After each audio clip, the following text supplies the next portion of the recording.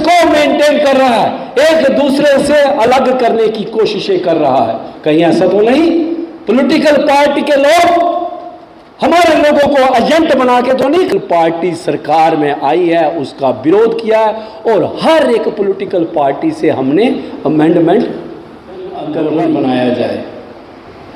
जिन शहीदों ने, जिन के कारनामों ने कोई परिवर्तन किया होता है, उस परिवर्तन को आगे कैसे ले जाया जाए, उस पर सोच विचार की जाए।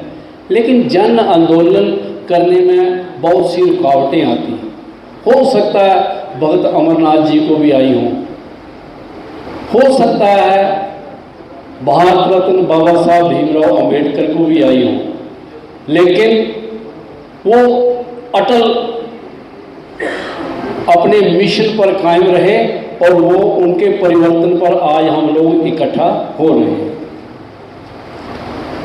मैं ये दोहराना चाहता हूँ, कुछ लोग कहते हैं किसी के कहने पर मरण व्रत रख लिया भगत अमरनाथ ने, लेकिन अप्रैल महीने में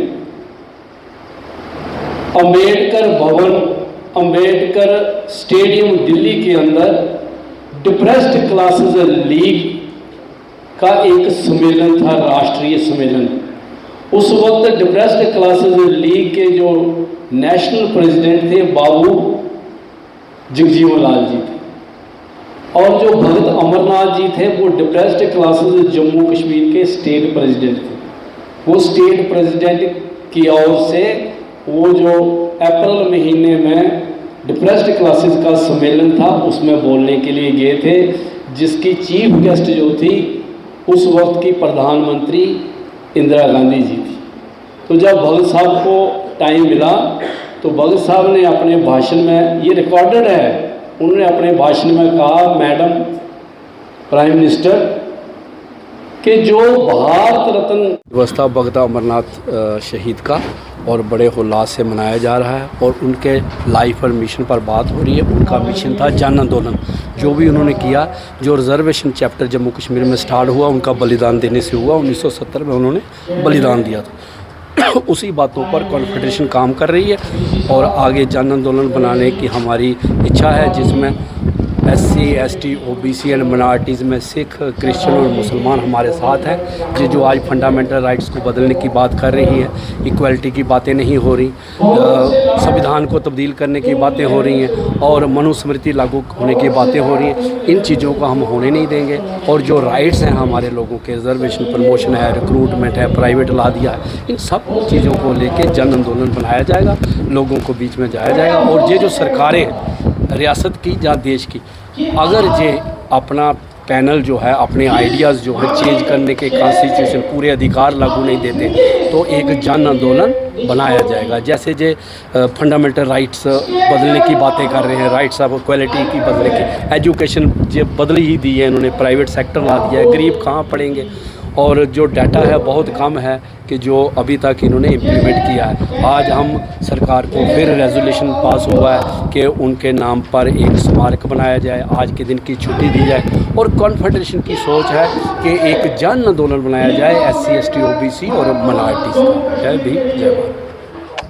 आज के विषय के ऊपर क्या कुछ कहना है आपका? जैसे शहीदी दिवस मनाया जा रहा है भगत अमरनाथ जी का, क्या कुछ उनकी उपलब्धियां थी और किस उद्देश्य से आप आज का दिन मना रहे हैं? देखिए, ऐसा है कि आज का दिन जो इनकी 54th एक बरसी के रूप में पूरे हर्षोल्लास से जम्मू कश्मीर में SC, ST, OBC और अदर माइनॉरिटीज़, बैकवर्ड क्लासेस इसको बड़े श्रद्धापूर्वक मना रही हैं।